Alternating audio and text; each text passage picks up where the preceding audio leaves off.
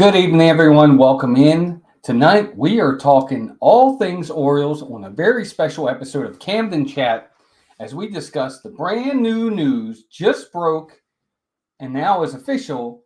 The Orioles are being sold after 30 years of ownership. All that, we'll talk about what we think about the move, what's the potential for the future on this special episode of Camden Chat.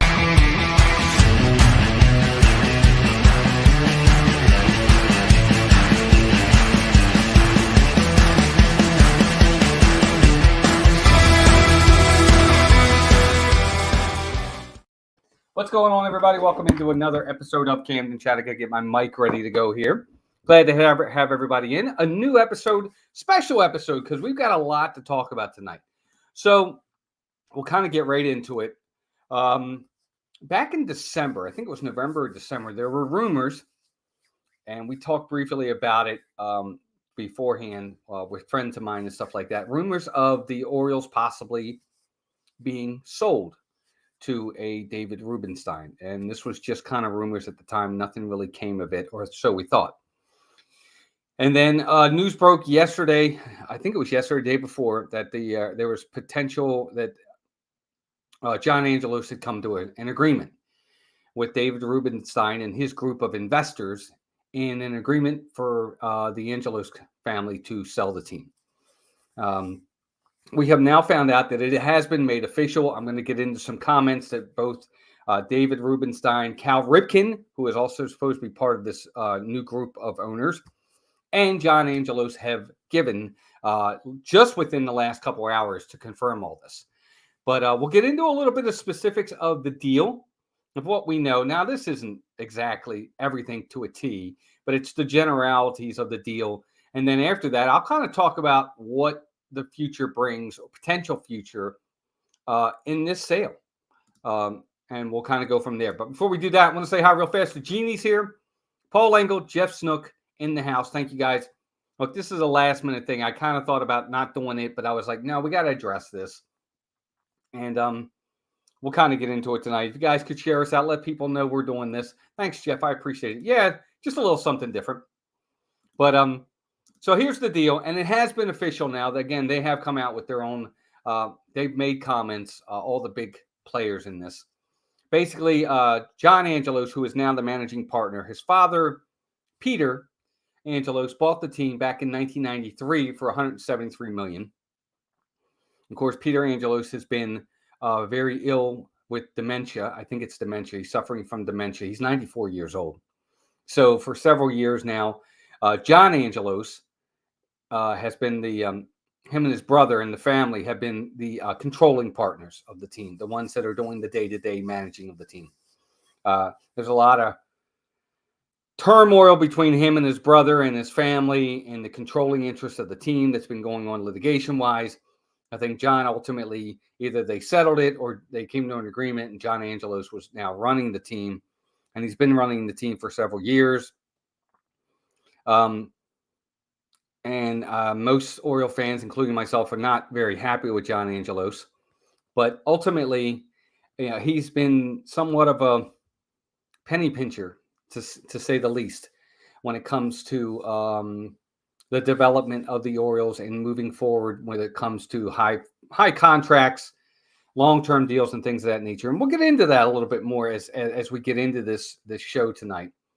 But he's agreed to sell the team to David Rubenstein. Rubenstein, of course, is born and bred in Baltimore. He went to City College. I know my son went to Poly. Poly City was a big rivalry and still is to this day. But he went to City College, born and raised in Baltimore, a big Orioles fan, Maryland fan. I think he still lives in Maryland, too. I think he lives in, like, Bethesda or something. But he's a billionaire. He founded the Carlyle Group, which is like an equity firm or something. And if I'm not mistaken, please correct me in the chat if I'm wrong. Equity firms are like those that buy companies and kind of break them down and make profit off of them, which doesn't sound promising of him buying the Orioles. You're hoping he's not going to break this team down and sell it off for, I don't know. I don't think so, but that's what he does. And he's a multi-billionaire. I think he's worth like $5 billion. He's got assets all over the world, his Carlyle Group company, of over $239 billion.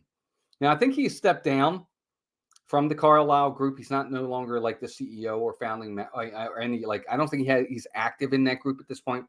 But that's what he does. So he bought the team from John Angelos for $1.725 billion.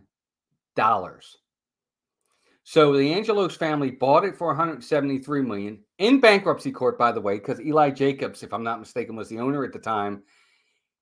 He had to sell the team. He sold it in bankruptcy court, and it went to the Angelos family. They basically have made 10 times what they bought it for. They've now sold it for 30 years later. 10 times. They went from 173 million to 1.725 billion. That's with a B, dollars. Unbelievable. So the Angelos family is going to be rolling in it. Yeah, very nice return on investment. Absolutely, Jeff. I mean, it's been 30 years. Don't get me wrong. It's been 30 years, but it's a great return on investment. Absolutely. So from what we're hearing, the sale's going to go a little bit like this. And I don't know all the ins and outs of the taxes and things like this, but it's going to be, first off, let me take a step back. Even though they've come to an agreement to sell the team and he's come to an agreement to buy it, it still has to pass through Major League Baseball. The owners have to agree. 75%, which I think is like 23 out of the 30 teams, have to agree to the sale. Now, they meet next week. I don't know if they're going to talk about it then and make a decision and vote, but there's a lot of complexities to this deal, so it might take a little bit longer. We're going to get into that as well. This is really a lot to talk about.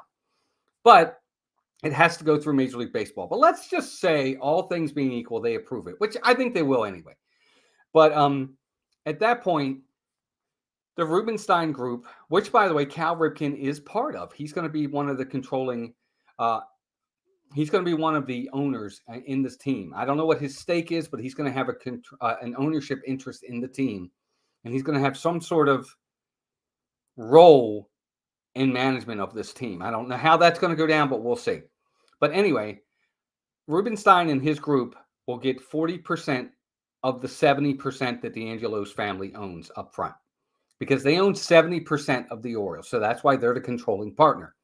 I mean, there's other 30%, this person, that person, this group, that group, but they are the controlling group. So he's going to get 40 of the 70 up front. Now, from what I'm hearing, and I don't know exactly, and maybe somebody in the chat, Jeff, Paul, whoever, might be able to tell me a little bit more. What's going to ultimately happen is they're not going to get the other 70% until, this may sound a little weird and morbid, until Peter Angelos passes away. I guess there's some sort of litigation or taxes or something that is prohibiting them, because if they sell before he passes, there's these big fees that are going to be incorporated into the sale that the Angelos family will have to pay that they won't have to incur if they wait. So they will do 40% up front, the rest after Peter passes away. I heard that too. It has to go with capital gains. That's what it is. Thank you. It is. It has to do with capital gains. So those will be something that'll be better for them if they wait till he passes. So that's what they're going to do. So they'll get 40% up front, the rest of it, the other 30% once he passes. He is 94 years old. He's suffering from dementia. He is, I think, pretty much incapacitated at this point. So I don't think who knows? God bless him. I don't know when that's going to, obviously none of us know when it's going to be, but that's the deal there. Also part of the deal, which is really going to be interesting, and this affects the team down the Beltway or down 95 a little bit. This also affects the Masson deal, because Angelos is selling that as well. That's part of the deal. He is not keeping that. He is selling Masson as well.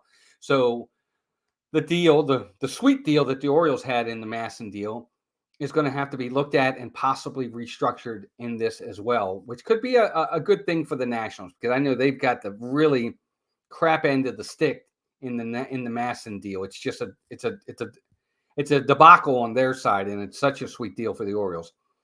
And that all happened because they moved the Expos to Washington and made them the Nationals, and they infringed on the Orioles' territory.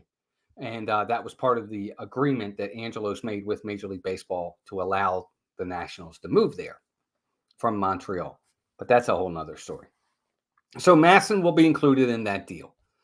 So up front, this is what I'll say from the very beginning. On the whole, when you look at it just from its core, just without peeling back layers, I think most, if not all, Orioles fans are, first off, very welcome for the change and very happy about it. Change is always a welcome thing, and the fans are going to embrace it, and they're going to be real positive about it to start. Because I don't think many fans were happy with the Angelos family. Here's what I'll say about the Angelos family. And this is what worries me about the new ownership, and I'll get into it a little bit more in a minute. When Peter Angelos bought the team, his goal was to run the team, do well, be successful with the team, spend money. And he did.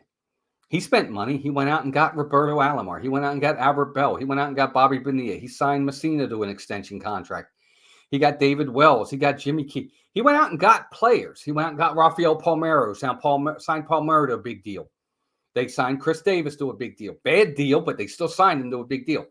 So contracts have been made by the Orioles. Had one of the highest payrolls in the late 90s when they were good, and even their payroll in the 2010 area when they had Adam Jones and they had Nick Markakis and they had these guys.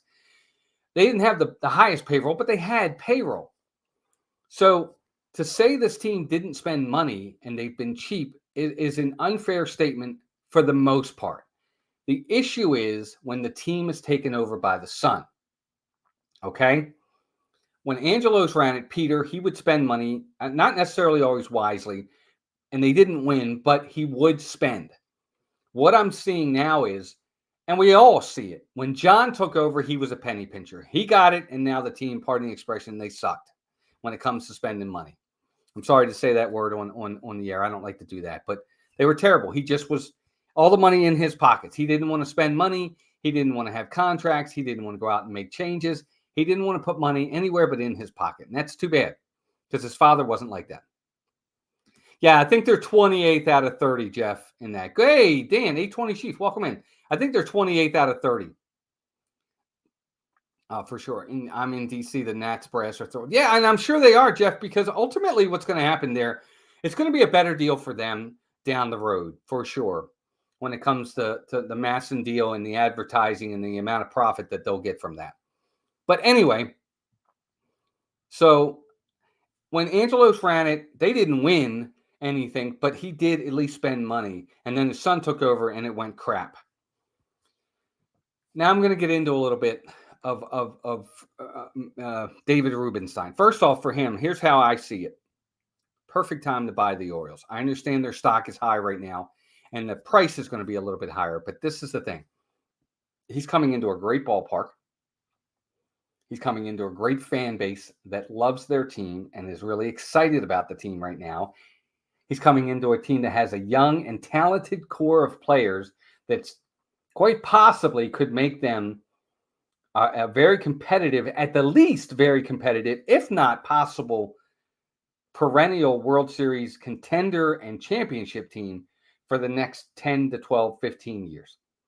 They've got the talent pipeline of the number one farm system as well. They just come off winning 101 games and winning the American League East Division title for the first time since 2014.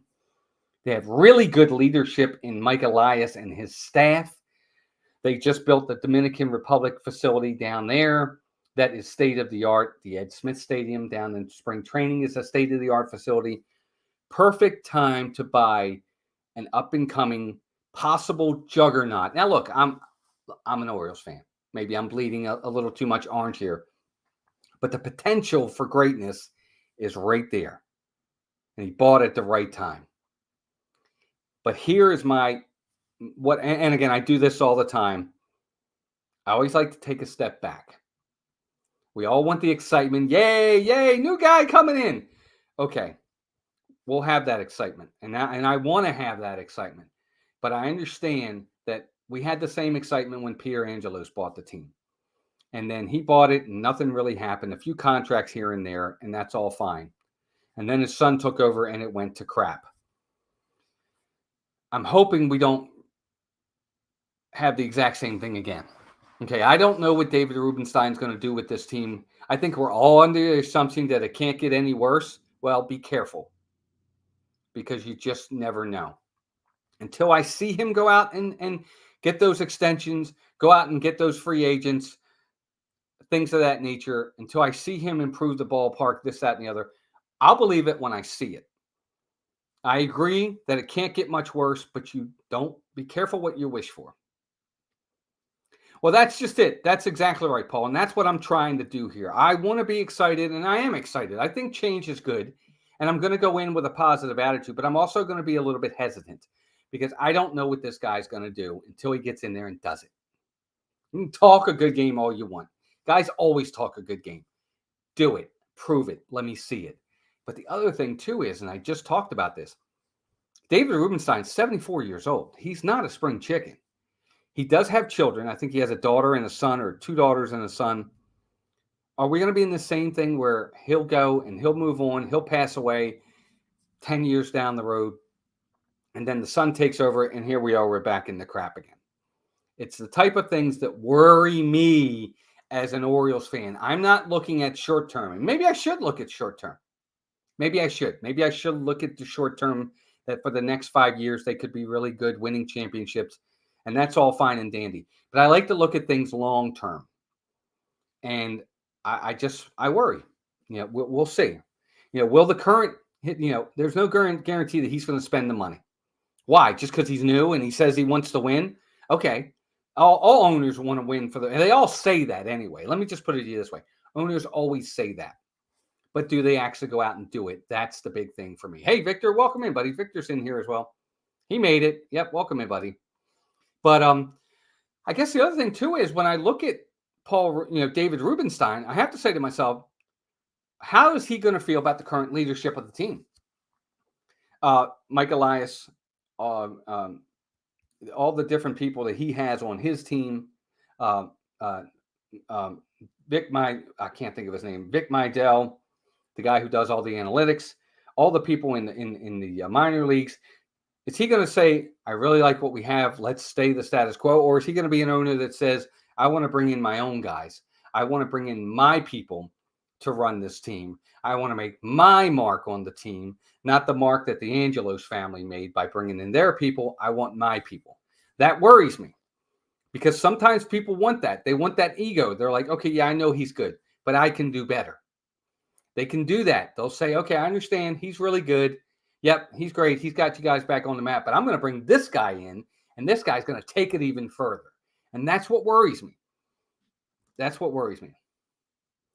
No, you're not supposed to get. I agree with you. But, Jeff, you know how these owners are. Look, all these guys are type A, billionaire, arrogant people that have had major success and have done well, and they don't think they can fail, and they think their way is the right way. That's just how they are. And part of that, there's pros and cons to that. The pros is that's why they're billionaires. The cons is that sometimes it doesn't work in every aspect of things you're in. So it may work for him in the equity field and in business, but is it going to be like that in baseball? Is he going to know baseball? Or is he going to leave baseball to the baseball people? And that's what I want to see. Welcome in, David. Good to see you, buddy. I agree. And I'm hoping he will. And I think he will. I just don't know. I can't take for granted that these guys are just going to do the right thing. I'm sorry. Just because it's a new owner doesn't mean he's going to do the right thing. I hope he does. And I'm sorry to sound like a negative Nelly and kind of, rain on the parade here. But I just want to be honest. And this is something that has to be looked at. Will he keep current ownership? Is he going to keep the GM?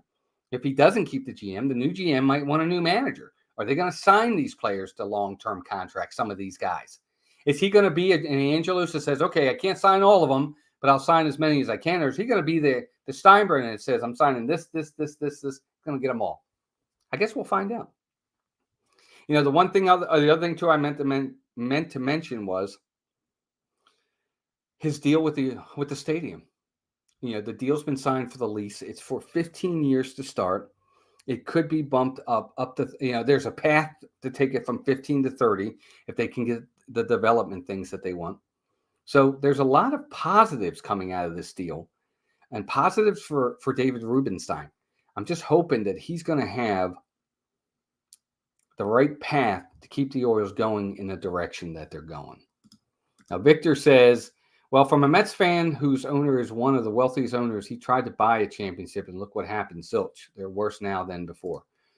Well, that's the thing, too. Understand this. There's money, and then there's let me put it this way. There's money, there's contracts, and then there's smart money and smart contracts. Okay? And I agree with you. I think, Steve Cohen is one of the richest men in the world. He's the owner of the Mets, but he hasn't made good financial contract decisions with his team. And it's hurt them. And that's what needs to be looked at here. You need to make the right decisions, the right contracts. And I understand that it's a crapshoot to an extent, but not always. So there's a lot to look at. Well, yeah, Jeff, I think that's true too. It's you can be the owner, but do you know the game? And that's the key. I think that's part of. There's so many examples of that. George Steinbrenner did it for years. I think people tend to forget. The Yankees, when Steinbrenner first bought the team, weren't really winning. When he got kicked out for a while, and they banned him from baseball, and he wasn't the controlling partner of the Yankees for a while. I don't know if you guys remember that. There was a time frame there when he couldn't run the team. That's when they got good. That's when they went out and drafted Derek Jeter, Bernie Williams, Andy Pettitte, Jorge Posada, all those guys. They brought them all in. Went out and got Paul O'Neill. They got all these players during his time when he wasn't in there. And then he came back, and by that time they had the team. But he meddled. Daniel Snyder meddled. Jerry Jones ruined it for his team. He had Jimmy Johnson, and he had a core team that probably would have won 5 or 6 Super Bowls. And he ruined it because he couldn't get along with Jimmy Johnson. He wanted to be the guy, not Jimmy. He wanted things done his way, not Jimmy's way. Instead of just sitting back, taking in the glory. It happens all the time. And we'll see what happens with the Orioles. We'll see what happens with the Orioles. But it's a good time to be an Orioles fan. It really is. New ownership. It's a fresh ownership. It gives us fresh ideas. It gives us, again, more hope. I think that's the big word. It gives us more hope that this team is going to go out there and do what they need to do to win championships again. We haven't won a championship in over 40 years. 40 years. 41 years this year. 1983. This is 2024. It's been over 40 years. I was 12 years old when they won their first championship. So we'll see. But I did want to talk a little bit about some of the comments that that both David Rubenstein, John Angelos, Cal Ripken made. They came out with some quotes. They talked about this. So I did want to run over some of those quotes. John Angelos, and I quote, he says, when I took on the role of chair and CEO of the Orioles, we had the objective of restoring the franchise to elite status in Major League sports, keeping the team in Baltimore for years to come, and revitalizing our partnership group. This relationship with David Rubenstein and his partners validates that we have not only met, but exceeded our goals. I guess, to an extent. He also says, I am personally committed to helping David and his partners take the franchise to the next level. He added, we think this transaction is great for Major League Baseball and great for the city of Baltimore and Maryland. We are thankful to the fans and supporters cheering on the O's as we reached this important goal. And who will be with us celebrating more success to come? That's what John Angelos had to say. Now, David Rubenstein himself, he was quoted as saying, I'm grateful to the Angelos family for the opportunity to join the team I have been a fan of my entire life. That's good news. I look forward to working with all the Orioles owners, players, and staff to build upon the incredible success the team has achieved in recent seasons. Our collective goal will be to bring a World Series trophy back to the city of Baltimore. To the fans, I say, we do it for you and can't do it without you. Thank you for your support. That's good comment. That's encouraging. He also added, importantly, the impact of the Orioles extends far beyond the baseball diamond. The opportunity for the team to catalyze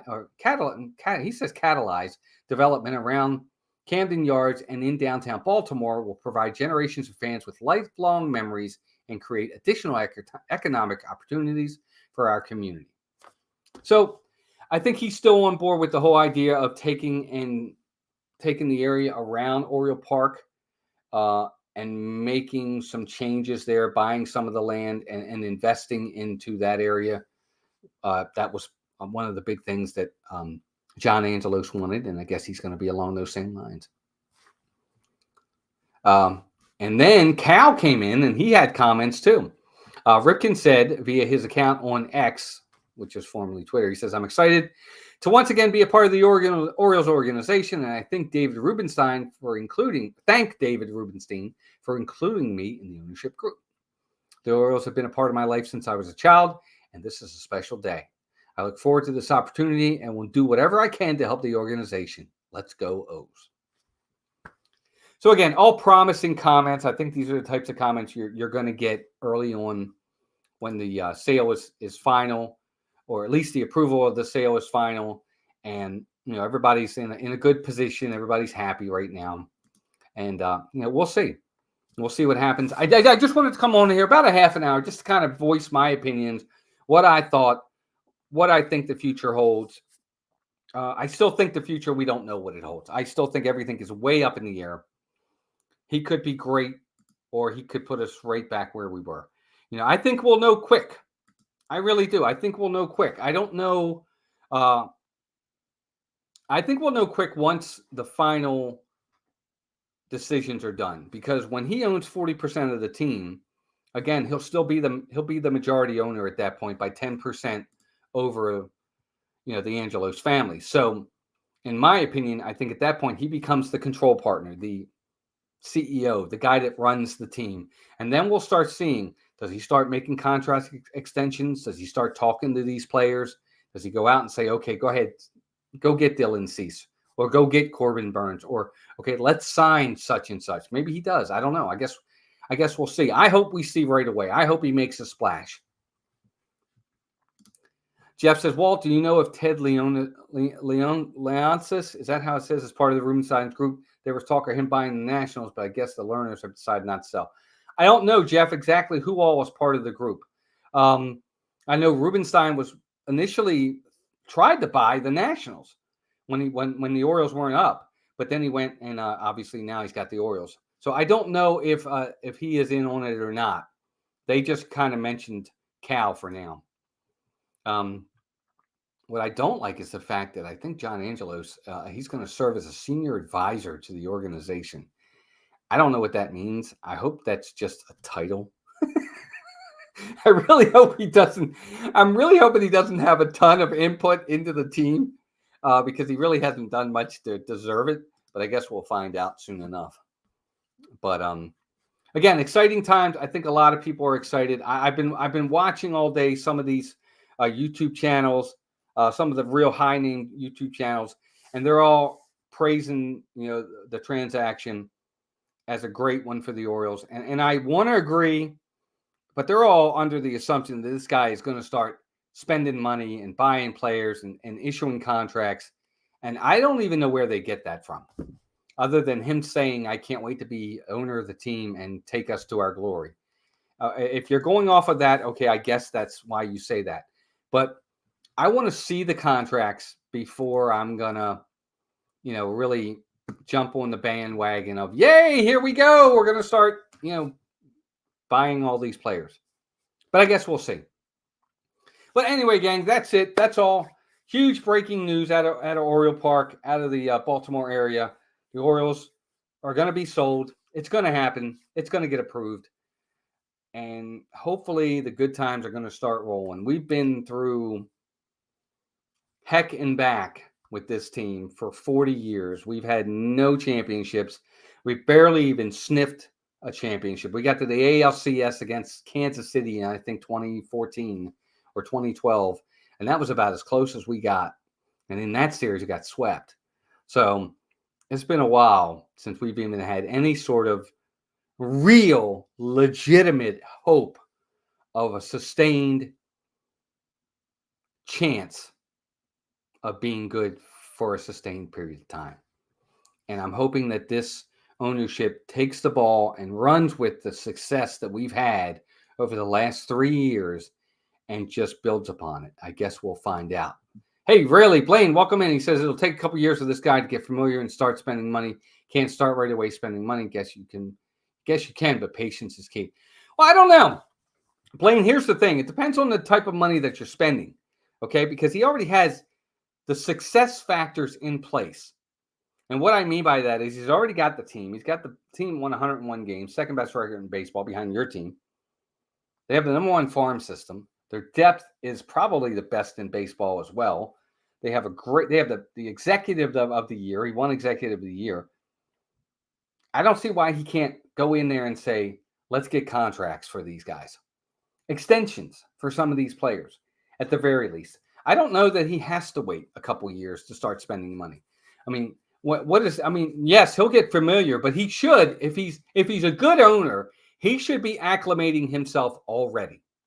He understands and knows he's going to be buying the team. He has attorneys and he has a team that's getting the contracts and everything ready to buy. He should already be starting to get acclimated and finding out about the team. Actually, he should already be acclimated and know about the team already, because it should have been part of his homework to buy the team. So I'm hoping he's already got some of that done. Bye, everyone. See you this weekend, Walt, Melissa. Remember, 43 years for, sorry, team. Oh, that's okay. Let's see what else he says. Shoot, I agree with you. I'm greedy and would start, but not sure he does. Should be fun to see. Yeah, we'll see. I don't know what he'll do either.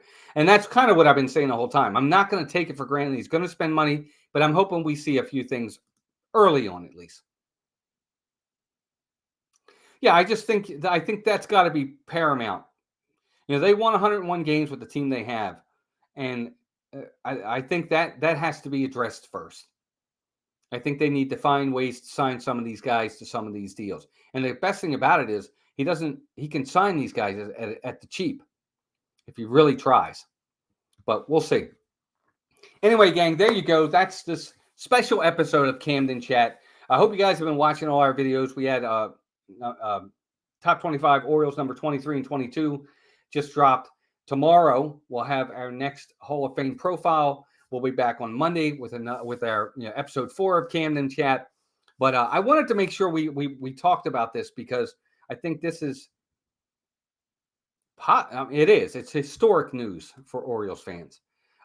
It really is historic news, and I'm hoping it's historic in a great way for many years to come. Have to lock up the ones who got them there. Yeah, I agree. Thanks, Jeff. I appreciate it. But there you go, gang. Be sure to, again, check us out. Be sure to like, subscribe if you haven't already. Help us. We're very small. We only got 135 subscribers, 136 right now. It's going to take a while, but that's okay.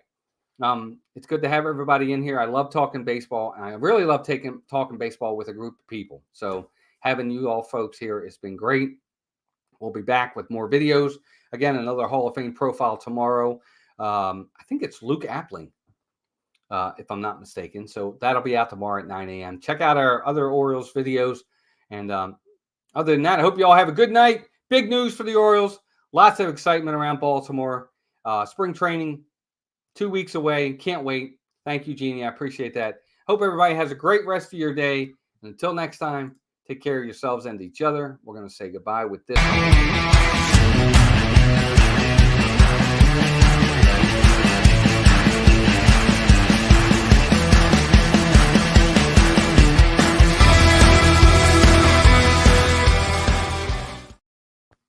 Bye, everybody.